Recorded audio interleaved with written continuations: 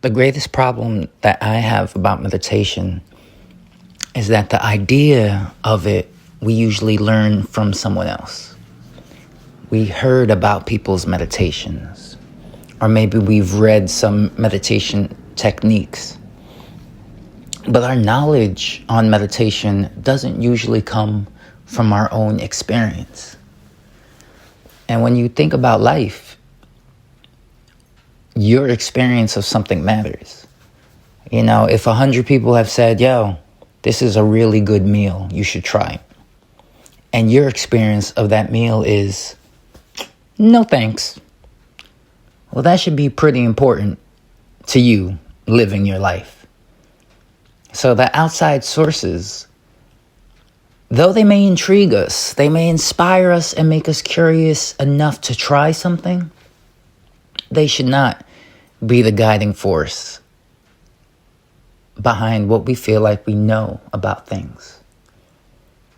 So I persuade everybody to have their own experience with meditation and just sit down with it and realize, just like with artwork, experiencing something one time is very different from experiencing something one time a day. Because if you only draw once, it's a good chance you're going to be a shitty artist. But if you're drawing every day, there's a good chance that people are going to be giving you compliments, because there is a huge difference. So with the art of meditation, I suggest everybody give it a try for themselves and see how the experience suits you over time. I'll be honest with you. When I sit to meditate, and it's been a while, you know, the thoughts, they're chaotic. They're reckless. They're loose, and they're all over the place. I often don't mind when that happens because I don't get drawn into the thoughts. I'm not listening to them with too much focus. I'm not taking them too seriously. I'm letting them tire themselves out like you would in a daycare with a large group of children who are just causing chaos. Let them tire themselves out. Don't take it too seriously. They're not going to break anything. And once they begin to settle, once they slow down, once they start to give you space for yourself, not your thoughts, but yourself, it gets a little more comfy. It gets a bit more cozy. Now, what I like to do when I've been given the space to actually meditate in my mind is that I focus and I will look ahead, eyes closed, but focusing in front of me, maybe 2 or 3 feet ahead. Look a little upward like I'm looking at my forehead, a few feet in front of me, and I focus on that space. You know, energy goes where attention flows. So if you can give anything an extended period of time, attention, if you can give focused attention on something, that's where your energy will go to. So if we can focus for any amount of time on one designated spot that we're looking at with our eyes closed, and that spot is towards the third eye, well, that means you're feeding that area your energy.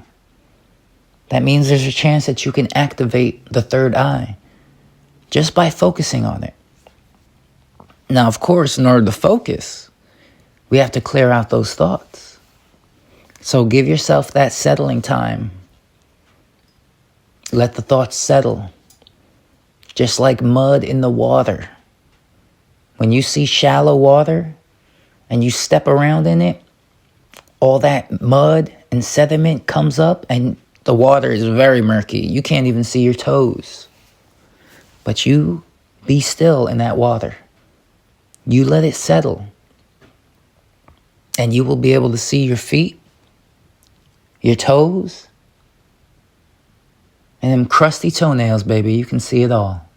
So settle and gain the clarity. Now, once you've looked forward and above, and you can keep that internal gaze because you're looking with your eyes closed, but you're looking. Once you can keep your eyes closed, you can focus and you can remain locked into that looking position, you'll actually start to see something. Now, first, you'll just see blackness, but you focus more, and that blackness starts to take shape. That blackness almost appears like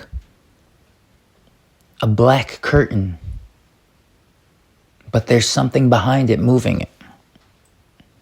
So though you're not seeing anything in particular, you are seeing something.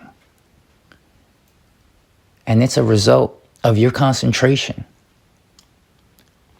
You may be activating that third eye.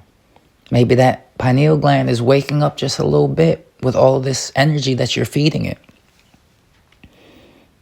And of course, you're going to start thinking about what you're seeing. So you're going to stop it because now your thoughts are involved. And you know those crazy children that run around and go all over the place. So you're going to have to try and play it cool. You're going to have to act like you're not witnessing a miracle. You're just chilling. Chilling in the void, with the void. And refocus and look right back at that spot and keep the focus, the attention. Keep staring like you would be gazing into the eyes of a loved one without thinking about it, just being there for it. Be present in giving your energy to your spiritual center, because you're going to be feeding your own spirit. The mind, the body, and the spirit finally get to act on the same team. And you just be consistent with that.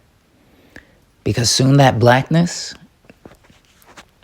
that moving curtain, that nothing and everything all at once, it'll take form similar to rippling water, except it's blackness. And you'll see this blackness, and it'll feel like rippling blackness. And it may even start to move and take shape as far as colors. You may see colors almost bursting from your closed eye vision. And these colors may resemble almost like galaxies. They may be bright, they may be vivid. They may be like shooting stars where they come for a moment and then they leave as quickly as they came. But there will be things that you'll be seeing if you can focus. Be intellectually still. No thoughts. You may observe what's happening, but try not to narrate it, because that narrating voice usually is pretty closely related to thoughts. And then as soon as you say something, it may trigger an event in your life that happened, and now you're thinking about, oh wow, this kind of looks like a comet. Oh, I remember in 5th grade I saw a comet. Oh, you know what? The dog, Comet, on Full House. He was a good dog. I used to have a dog. Oh, I miss my dog. And now all of a sudden, you're no longer where the magic is. And that's okay, because this takes practice. And we are only human. So I want you to recollect yourself. Focus on that void.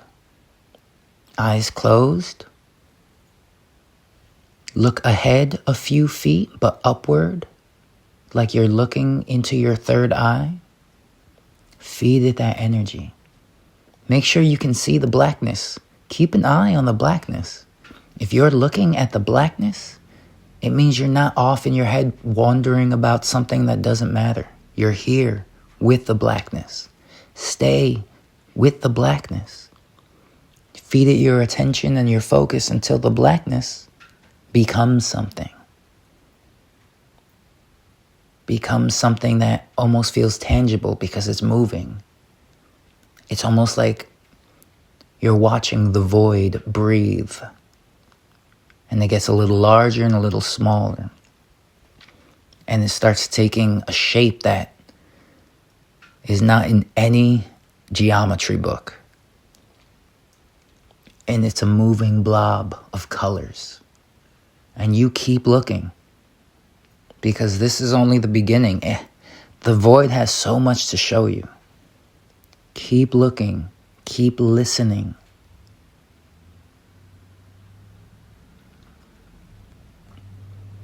Have you ever been in a completely dark room?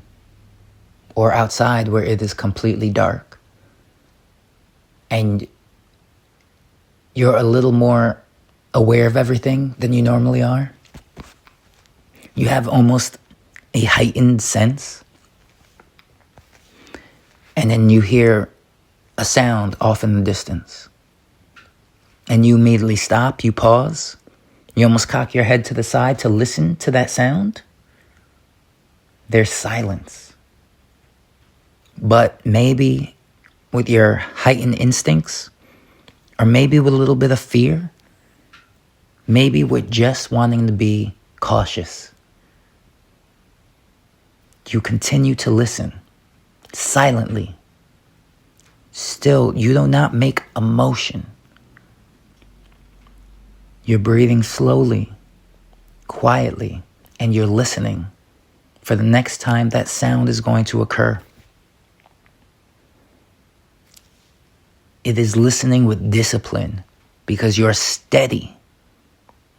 You are focused. You are still. You are present. Waiting for the sound to occur again. You need to be doing that with your internal vision. You have to sit in the stillness as you meditate. You have to look at your position. You have to look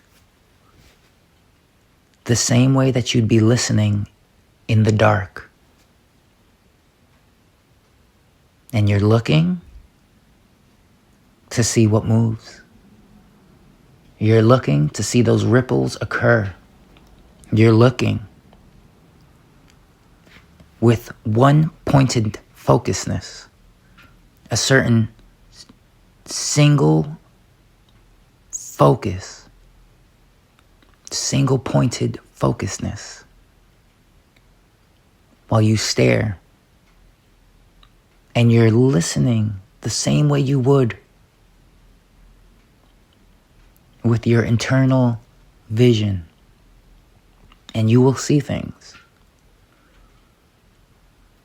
The trick is to keep looking. And with some time, you'll be able to see more and more.